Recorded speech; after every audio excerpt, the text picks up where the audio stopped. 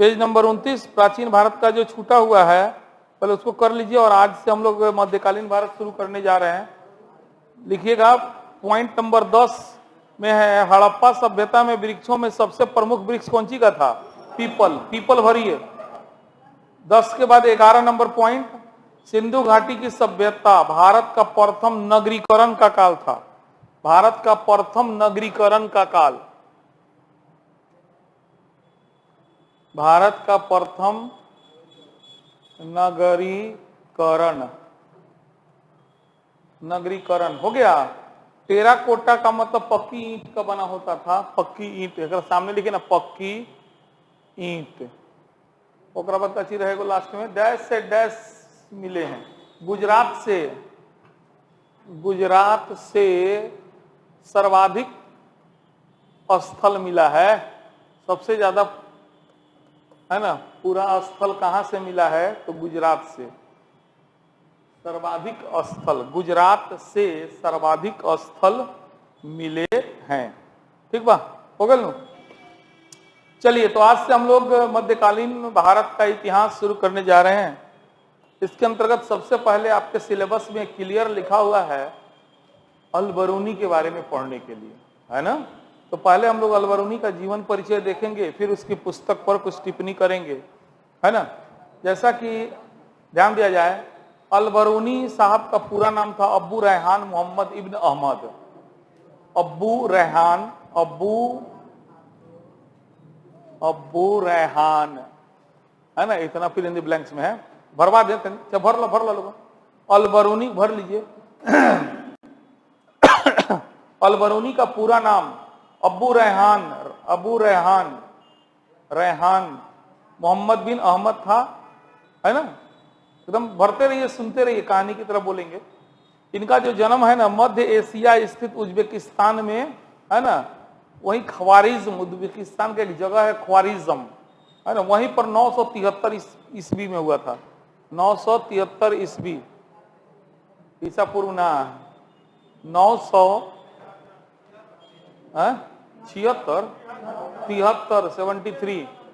हाँ में हुआ था। एक्चुअली वह जो थे ईरानी मूल के थे।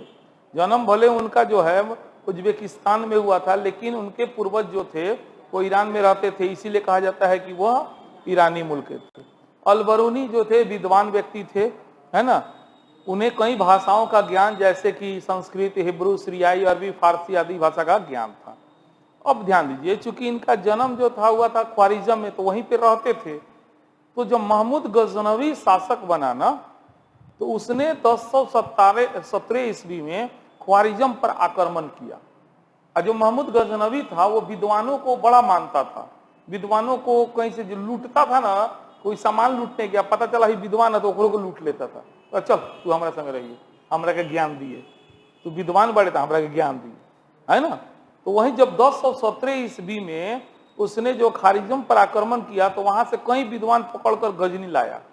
उसमें एगो अल-बरूनियो था, है ना। क्योंकि अल-बरूनी अपनी विद्वता के लिए प्रसिद्ध था, तो बहुत जल्द महमूद गजनवी को उसने प्रभावित कर लिया।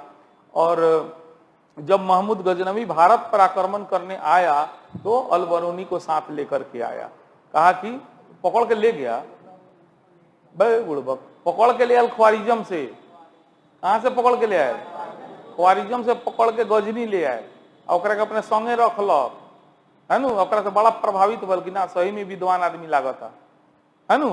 तो इस तरीका से ओकरा के अपने साथ रखे लागल। तो जब महमूद गजनवी भारत पर आक्रमण करे आवे नु 1017 में, तो ओकरा के पकड़िए के ले आए। और महमूद गजनवी के आक्रमण 1001 से शुरू हो गए रहे भारत पर, है ना, विधिवत रूप से। तो इस तरीका से जब वो भारत आया, तो अल-बरूनी के संगे संगे ले आया। तो वे अल-बरूनी भारत में रहा ना कुछ समय तक, तो भारत को देखा, समझा, उसी पर किताब लिखा। उसी किताबों का नाम है किताबुल हिंद अथवा तहकीकाके हिंद। उसी की अल-बरूनी की पुस्तक का नाम है किताबुल हिंद या तहकीकाके हिंद। तो यही लिखे हैं, पढ़ते हैं ऊपर से फिर से। अल-बरूनी का पूरा नाम क्या था?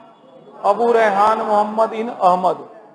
इनका जन्म जो है मध्य एशिया स्थित उज्बेकिस्तान के ख्वारिज्म में कब 973 ईस्वी में हुआ था। वह ईरानी मूल का था।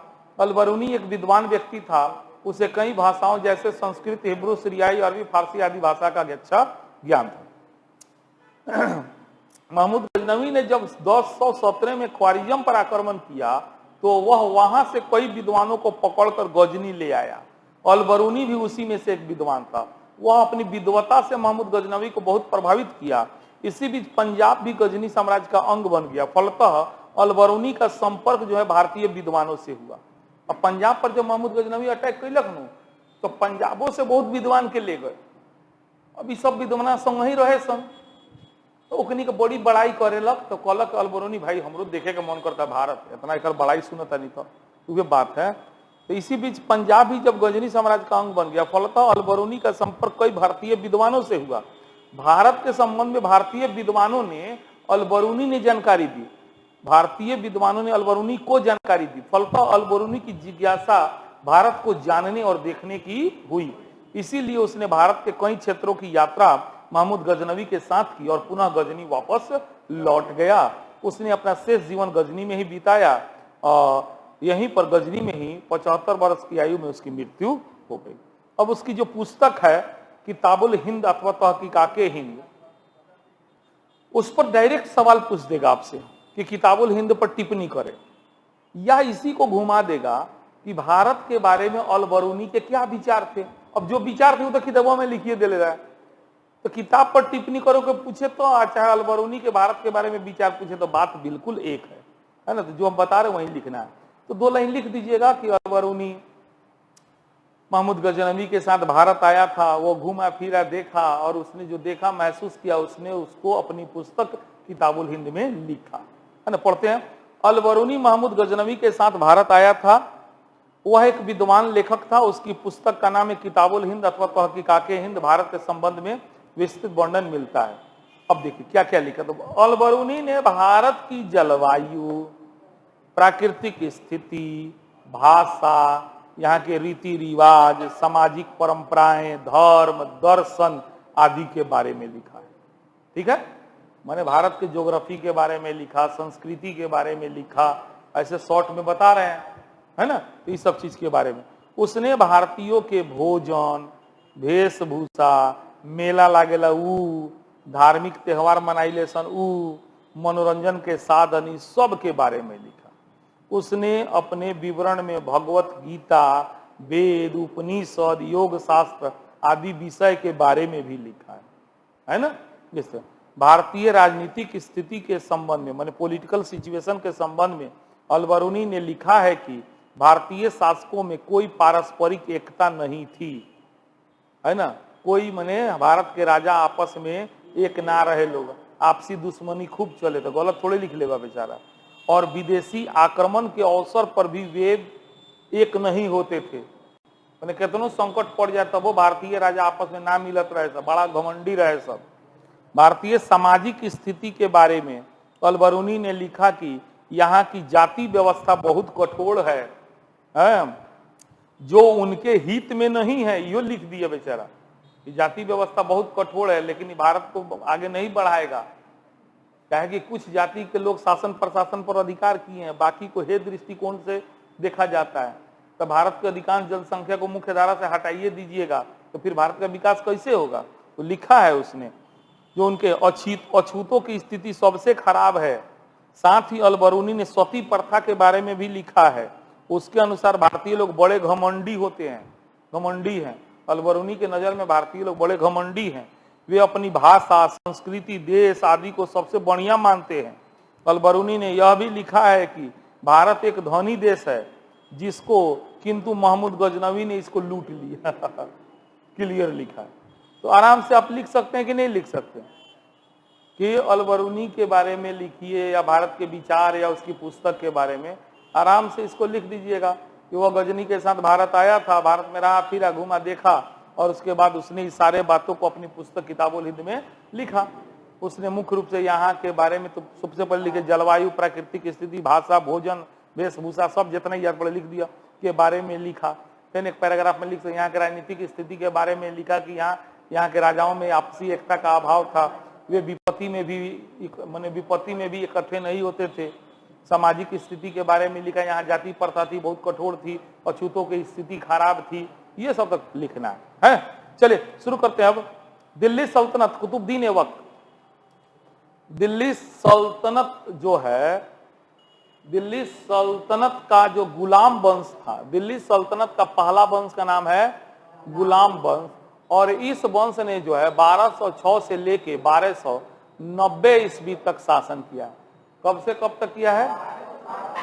जिसका पहला शासक था कौन? कुतुबुद्दीन ऐबक। कौन था? कुतुबुद्दीन ऐबक था। अब ध्यान दीजिए, यह जो कुतुबुद्दीन ऐबक था वह मोहम्मद गोरी का दास था। किसका गुलाम था? मोहम्मद गोरी का गुलाम था। आपको पहले बता दे कि गजनवी, गोरी ये सब आक्रमणकारी थे, आक्रांता थे, आते थे लूट के भाग जाते थे। खासकर मोहम्मद गजनवी, उसने 17 बार भारत पर आक्रमण किया, लूट के भाग जाता था। गोरी आया तो वो लूट के भागा, लेकिन ये को काम किया, वो अपना गुलाम को रख देता था, तू देख रेख करिए। जब क्षेत्र को जीत लिया तो क्या करता था? अपना गुलाम को रख देता था, लेकिन वो चल जाता था फिर वापस। तो गजनवी बिना कोनो के रखले भाग जाता था, गोरी एक कदम आगे बढ़ा, कोनो के रख के भाग जाता था। इसीलिए दोनों को आक्रांता कहा जाता है, आक्रमणकारी कहा जाता है, लुटेरा कहा जाता है। लेकिन कुतुबुद्दीन ऐबक को लुटेरा नहीं कहा जा सकता है। क्यों? क्योंकि वह भारत में ही रहा, यहीं पे मरा, है ना, और यहां से लूट के कुछ लेके भारत से बाहर नहीं गया। ठीक है, तो चूंकि मोहम्मद गोरी का गुलाम था और वह जब गोरी की मृत्यु हुई तो गोरी के कोनो औलाद ना रहे, मोहम्मद गोरी के केहू औलाद ना रहे। यही से लाहौर के लोग, कहाँ के लोग? लाहौर के लोग कहलक, हे कुतुबुद्दीन तू आओ, तुहे शासक बन जो। तो कहता ना हो दादा, हम शासक कैसे बन जाए, हम तो गुलाम बानी हैं, हम वो सिंहासन पर बैठी जे पर हमार मालिक बैठत रहलन, जे हम ना बने। फिर लाहौर के लोग बहुत निवेदन कैलक कि ना तू बन, तू ना बनबे तो तोर मालिक के राज्य खत्म हो जाई। ठीक बात, तो कहता ठीक बात, मजबूरी बात तो बने, लेकिन सुन हम सुल्तान के उपाधि धारण ना करें, सुल्तान के उपाधि धारण ना करें। हमार मालिक हमरा के मलिक कहेला, कहत रहे, सिपह सलार कहत रहे, तो हम इहे उपाधि के साथ शासन करें, हम सुल्तान के उपाधि धारण ना करें। तो इस तरह से कुतुबुद्दीन ऐबक ने सुल्तान की उपाधि धारण नहीं की, बल्कि अपने मालिक, अपने गुरु के द्वारा दिए गए उपाधि, कौन कौन? मलिक और सिपह सलार की उपाधि के नाम से ही शासन किया।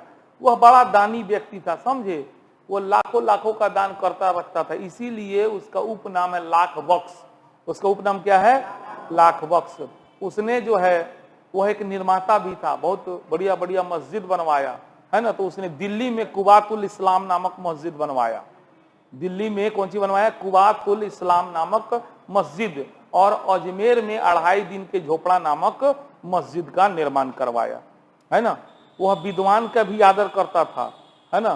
तो अपना गुरु मानता था कुतुबुद्दीन बख्तियार काकी, कुतुबुद्दीन बख्तियार काकी, और उन्हीं के नाम पर दिल्ली में उसने कुतुब मीनार भी बनवाया था, समझ गए। और अचानक एक दिन घोड़ा पर बैठ के चौगान खेल रहा था, पोलो खेल रहा था। आज के पोलो ना देख, घोड़ा पर बैठ के मारना डंटवा से, वही पर लुढ़क गए, गिर गए, मर गए, है ना। तो इस तरह कुतुबुद्दीन का खेल कर। तो लेकिन चूंकि ध्यान दीजिए, कुतुबुद्दीन जो था किसका गुलाम था? गोरी का गुलाम था, इसीलिए इतिहासकार कहते हैं गुलाम वंश। जिसका प्रथम शासक कौन था? कुतुबुद्दीन ऐबक। गुलाम वंश का प्रथम शासक कौन था? कुतुबुद्दीन ऐबक था, ठीक है ना। वह किसका गुलाम था? वह कब राजा बना? 1206 में, है ना। उसकी मालिक की जब मृत्यु हो गई तो कहाँ के लोग उसको आमंत्रित किए? लाहौर के, इसीलिए उसने अपना राजधानी लाहौर को बनाया, दिल्ली को नहीं बनाया। कुतुबुद्दीन ऐबक की राजधानी कहाँ थी? लाहौर में थी। वह गद्दी पर तो बैठ गया, लेकिन सुल्तान का उपाधि धारण किया नहीं। वह किस उपाधि के साथ शासन किया? मलिक और सिपह सलार। किस उपाधि के साथ? मलिक और सिपह सलार। उसकी अन्य उपाधियां क्या है? लाख बख्श। इसका मतलब क्या होता है? हाँ, उसने कुबातुल इस्लाम मस्जिद का निर्माण कहाँ करवाया? दिल्ली में, 2.5 दिन का झोपड़ा। अच्छा, कुतुब मीनार की नींव उसने रखी, नींव उसने रखी, उसको पूरा करवाया इल्तुतमिश। कुतुब मीनार जो है ना, उसने बनवाना शुरू किया, लेकिन पूरा वो नहीं बनवा पाया, तो मर गया बेचारा। तो उसको पूरा किसने करवाया? इल्तुतमिश। तो कुतुब मीनार का निर्माण कुतुबुद्दीन ऐबक ने किसकी स्मृति में, किसके नाम पर? कुतुबुद्दीन बख्तियार काकी, कुतुबुद्दीन बख्तियार काकी के नाम। उसकी मृत्यु जो है 1210 ईस्वी में कौन खेल खेलते समय, चौगान खेलते समय हो गई। फलतः उसे कहां दफनाया गया? लाहौर में। कहां दफनाया गया? भरी। दिल्ली का पहला तुर्क शासक, शासक लिखो ना, दिल्ली का पहला तुर्क फिल इन द ब्लैंक शासक भराई कौन था? हाँ, और उसी को भारत में तुर्की राज्य का संस्थापक भी माना जाता है। वह किसका गुलाम था? मोहम्मद गोरी। भरिए ध्यान से, मोहम्मद गोरी, वह मोहम्मद गोरी का गुलाम था। 1206 ईस्वी में मोहम्मद गोरी की मृत्यु के बाद उसने सत्ता ग्रहण की और डैश को अपनी राजधानी बनाया। कौन सी को राजधानी बनाया? लाहौर को अपनी राजधानी बनाया। उसने डैश की उपाधि धारण नहीं की, उसने सुल्तान की उपाधि धारण नहीं की। कुतुबुद्दीन बहुत दानी व्यक्ति था। उसकी उदारता के कारण ही उसकी उदारता के कारण उसको क्या कहा गया है? लाख बख्श की उपाधि प्राप्त थी। उसने डैश में कुबातुल इस्लाम, उसने दिल्ली में कुबातुल इस्लाम और डैश में 2.5 दिन का छोपड़ा, अजमेर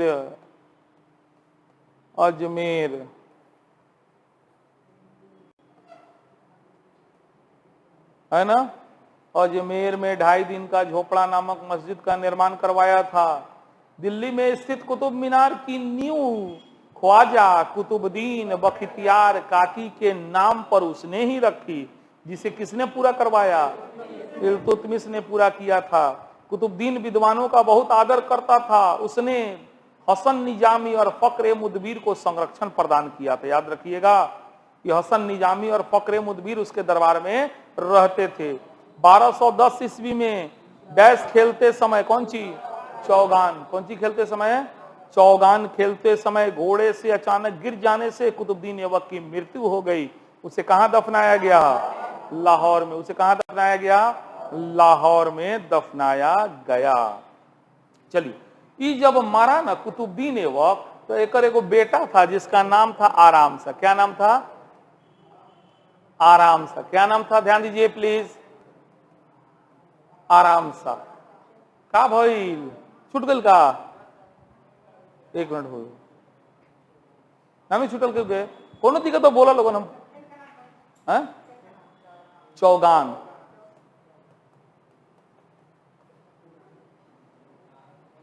सब पर बोले चौगान हो गया। और कोनो दिक्कत नहीं कहलू। चलिए कहानी सुनी लोगन, कहानी सुनो में शॉर्ट भरा जाए, कोनो बड़का चीज नहीं खे। हम कहते नहीं 2 घंटा में मेडिकल हिस्ट्री खत्म कर दे और ढंग से पढ़ाम। तब सब कहानी वो खटखट कितना देर लागल? 5 मिनट ना लागल कुतुबुद्दीन वो खत्म करे।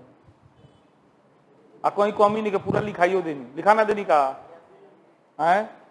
तब ये टेक्निक है, यही से जहां समझावे में समय देम है ना, अब लिखाइयो रहे ऐसा नहीं है। सब ध्यान दीजिए, जब कुतुबुद्दीन ऐबक मारा ना तो उसका बेटा को लाहौर के लोगों ने फिर से राजा बना दिया, आराम शाह को। लेकिन ये आराम शाह था ना, ये बड़ा बेहुदा आदमी था, आलसी आदमी था। नामे बेकर आराम से आयल, आराम से चल गए। है कि नहीं? तो एकदम मैंने कहा जा महाबाहियात, कुछ इसके अंदर दम नहीं था। इसीलिए क्या हुआ कि कुतुबुद्दीन ऐबक का एक गुलाम था जिसका नाम था इल्तुतमिश, है ना। कुतुबुद्दीन ऐबक का गुलाम था कौन? इल्तुतमिश। उसने क्या किया कि लाहौर पर अटैक करके इसको मार दिया।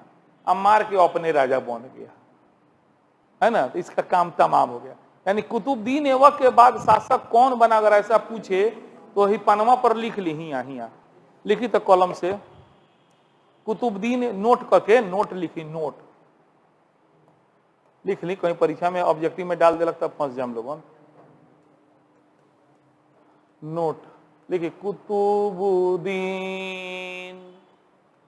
ऐबक के बाद उसका पुत्र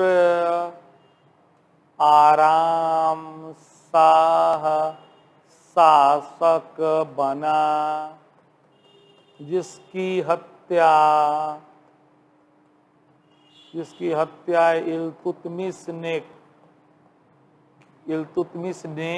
की और वह खुद शासक बन गया।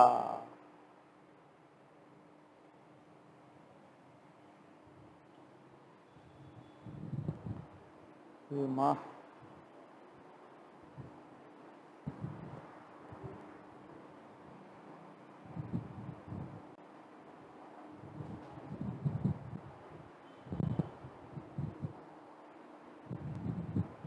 कुतुबुद्दीन ऐबक के बाद उसका पुत्र आराम शाह शासक बना, जिसकी हत्या इल्तुतमिश ने की और वह खुद शासक बन गए।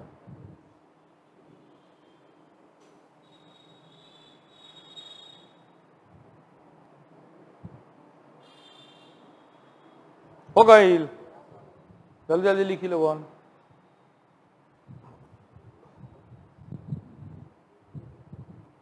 सुनिए कहानी अब हो गई। तो इस तरह से इल्तुतमिश ने जो है आराम शाह का हत्या करके क्या हुआ, खुद राजा बन गया। और वह जब राजा बना तो उसने क्या किया, सुल्तान का उपाधि धारण किया। इसीलिए सवाल सुनिए ध्यान से, दिल्ली का पहला शासक कुतुबुद्दीन ऐबक, दिल्ली का प्रथम सुल्तान इल्तुतमिश। ऐसे था कुतुबुद्दीन ऐबक, लेकिन चूंकि उसने सुल्तान की उपाधि धारण नहीं की थी, इसीलिए पहला सुल्तान कौन बन गया, इल्तुतमिश बन गया, जो किसका चेला था, कुतुबुद्दीन ऐबक का। किसका चेला था, कुतुबुद्दीन ऐबक। अब देखिए इल्तुतमिश जब गद्दी पर बैठा तो मंगोल आक्रमणकारी चंगेज खां का खतरा मंडरा रहा था, चंगेज खां। लेकिन इल्तुतमिश ने बड़ा दिमाग से इसको टार दिया। एक्चुअली चंगेज का एक तीसर आदमी के पिठियली आवत रहे, है नु। अब कहानी लंबा बाटे तो सब कंपटीशन में पढ़ाएम तो सुनाएम, यहाँ संक्षेप में खाली नाम चंगेज खां याद रखे कोई। मंगोल आक्रमणकारी इल्तुतमिश के समय किस मंगोल आक्रमणकारी का खतरा मंडरा रहा था, चंगेज खां बेचारा आक्रमण नहीं किया, लेकिन सिंधु नदी के बॉर्डर पे आ गया था। चंगेज खां आक्रमण किया था एक दूसरा जगह, वहां से उराजवा भागल चला रहे भारत। और आके इल्तुतमिश से कहे कि भाई तू मुसलमान हम मुसलमान, हमार मदद कर चंगेज खां के विरुद्ध। तो इल्तुतमिश को सोचला अरे भाई एक मदद करम तो डायरेक्ट मैंने हेकरा से पंगा लेवे जाली, बाप रे बाप पागल भाई, कहीं हमनी के उधिया दी, हवा में उधिया दी। तो इल्तुतमिश कहा ना हम तो और मदद ना करें। बस चंगेज खां बोला जब उसने मदद नहीं किया तो हम काहे जाइए अटैक करे ओकरा पर, है ना। तो याद रखिएगा, मोस्ट बीबी ऑब्जेक्टिव में पूछता है खूब आपके एग्जाम में, इल्तुतमिश के समय किस मंगोल आक्रमणकारी का खतरा मंडरा रहा था, तो चंगेज खां का आक्रमण। इल्तुतमिश जब गद्दी पर बैठा ना तो सोचा कि भाई इतना बड़का देश पे इतना बढ़िया से अगर शासन करना है तो अपन विश्वसनीय आदमी का होना जरूरी है। इसीलिए उसने 40 आदमी का एक गुट बनाया। कितने आदमी का, जिसको इतिहास में तुर्काने चिहालगामी के नाम से जाना जाता है, या 40 दल, या तुर्कान, तुर्की के थे सब, तुर्कान ए चिहालगामी का गठन किसने किया, इल्तुतमिश ने किया। किसने किया, इल्तुतमिश ने किया। और इन्हीं 40 लोगों के मदद से उसने शासन किया। उसने बहुत नवीन नवीन व्यवस्था को जन्म दिया, जैसे इक्ता व्यवस्था। इक्ता का मतलब पूछो ना, राज्य व्यवस्था। ऐसे मान भारत बनो तो राज्य में बांट देवल गए, तो उस समय राज्य के क्या कहल जाए, इक्ता। इक्ता तो एक व्यवस्था को, इक्ता प्रथा को किसने जन्म दिया है, इल्तुतमिश ने। इल्तुतमिश ने ही शुद्ध अरबी का सिक्का चलवाया। उसने चांदी का टंका के नाम से और तांबे के जीतल के नाम से उसने सिक्का चलवाया था। चांदी का टंका, तांबे का जीतल, तांबे का जीतल, चांदी का टंका। अच्छा, कुतुब मीनार के शुरुआत के कोई ले रहे, कुतुबुद्दीन ऐबक, ओकरा के पूरा इल्तुतमिश करवैलक, है ना। अंत में 1236 ईस्वी में बेचारा ही मर गल दिल्ली में। 1236 में कहा मरल, दिल्ली में। याद रखिएगा, इल्तुतमिश किसका चेला था, कुतुबुद्दीन ऐबक का। कुतुबुद्दीन ऐबक का। दिल्ली का पहला सुल्तान कौन था, इल्तुतमिश। सुल्तान कौन था, तो इल्तुतमिश। याद रखिएगा, इल्तुतमिश के समय किस मंगोल आक्रमणकारी का, चंगेज खां का। तुर्काने चिहालगामी का गठन किसने किया, इल्तुतमिश ने। गठन किसने किया, इल्तुतमिश ने किया। तुर्काने चिहालगामी क्या है, तो 40 वफादार सरदारों का एक दल था, है ना। इकता व्यवस्था किसने शुरू किया? भारत में पहली बार शुद्ध अरबी सिक्के किसने चलवाया? चांदी का कौन चीज चलवाया? टांका। चांदी का टांका, तांबे का जीतल। इल्तुतमिश की मृत्यु कब हुई? कहां हुई? कुतुब मीनार का निर्माण किसने पूरा करवाया? इल्तुतमिश ने। भरी लोगन तो दिल्ली का पहला पहला कौन सी बनाई? सुल्तान। दिल्ली का पहला सुल्तान कौन था? इल्तुतमिश किसका चेला था? 12 लोगन भारते चला। कुतुबुद्दीन ऐबक, कुतुबुद्दीन ऐबक का गुलाम था। ऐबक की मृत्यु के बाद वह दिल्ली का सुल्तान बना। सुल्तान बनते ही सर्वप्रथम उसने अपने गुलाम दोस्तों, जो अब उसके दुश्मन बन चुके थे, को परास्त करके मार डाला। मंगोल के महान नेता डैश, क्या नाम था? चंगेज खां। पढ़ाई खेल खेल में होला। एक लोग सुनी, बाप रे बड़का टोबा कची बाय में कुछो बाय में बताओ, कोनो दम भाई ईमानदारी से कुछो दम नहीं खे। जब मास्टरे के भारी लगी तो लड़का के महा भारी लगी। हमारे तो बुझाते नहीं कि पढ़ावता नहीं, हमारे बुझाता खेलता नहीं, सन बच्चा खानी बात होता बुझाता पहला के लड़का के पढ़ावता नहीं। इल्तुतमिश 6, 7, 8 पेज में खाली कंपटीशन में पढ़े। यहाँ तो एको पेज छोड़ दो, आधा पेज, आधो पेज छोड़ दो, एगो सवाल छूट गल तो कह दिए, सब आराम से लिख के आइएगा, आराम से, है ना। तो ये है ना पढ़ाने का टेक्निक। तो आप आसानी से टॉपर न बनिए तो बेकार। अब इतने घोर के पिए के बाद, ज्यादा नहीं के पी के इतने, बस जितना पढ़ा देते नहीं घोर के पी जालो आयल। बाकी ना नंबर 93, 94, 97 नंबर ले दिवा दिले बने। अब तुनी के हाथ में बा। हर साल आवेला, हर साल आवेला 93 से 97 के बीच में को लड़का ले आयल बड़ा सब। को कहे के तो बात नहीं, कब नया तो कोनो मास्टर नहीं कि हाँ ये बड़ा लम्बा लम्बा फेंकता। अब तो ऐसा बात ना कह सकता रह, है प्रूफ बा। हमारा फेसबुक पर जाके देख लिया लोग, सब डल्ले रिजल्ट वाला तो डाल दिले, है ना। एकदम गारंटी बा। ईमानदारी से पढ़े, एगो सवाल ना छूटेला। खूब ईमानदारी से पढ़िए, टॉप कर जाइएगा। अंग्रेजी खाली ठीक कीजिए, बाकी विषय का चिंता मत कीजिए। जितना पढ़ा दे रहे उतना घोर के पी जाइए, बस। ठीक बा, चलिए कहाँ रहनी है सन। तो मंगोल के महान नेता कौन? चंगेज खां के आक्रमण के समय इसने बुद्धिमत्ता पूर्वक उससे पीछा छुड़ाया और भारत को बचा लिया। उसने अपने विश्वास पात्र को 40 गुलामों का एक दल बनाया, जिसे क्या कहा जाता है? तुर्काने चिहालगामी। प्रशासनिक दृष्टि से उसने इकता व्यवस्था, क्या भरिएगा? इकता व्यवस्था। प्रशासनिक दृष्टि से उसने इकता व्यवस्था को आरंभ किया। उसने शुद्ध अरबी अरबी अरबी अरबी अरबी भर पहले उसने शुद्ध बनता, हाँ, अरबी सिक्के चलाए। चांदी का कौन चीज? टंका। चांदी का टंका।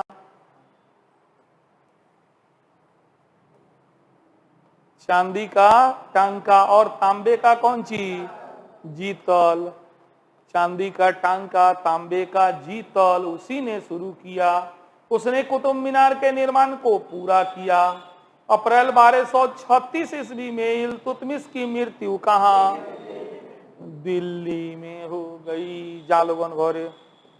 फिर भी कहानी सुनाएं, फिर पढ़ाएं।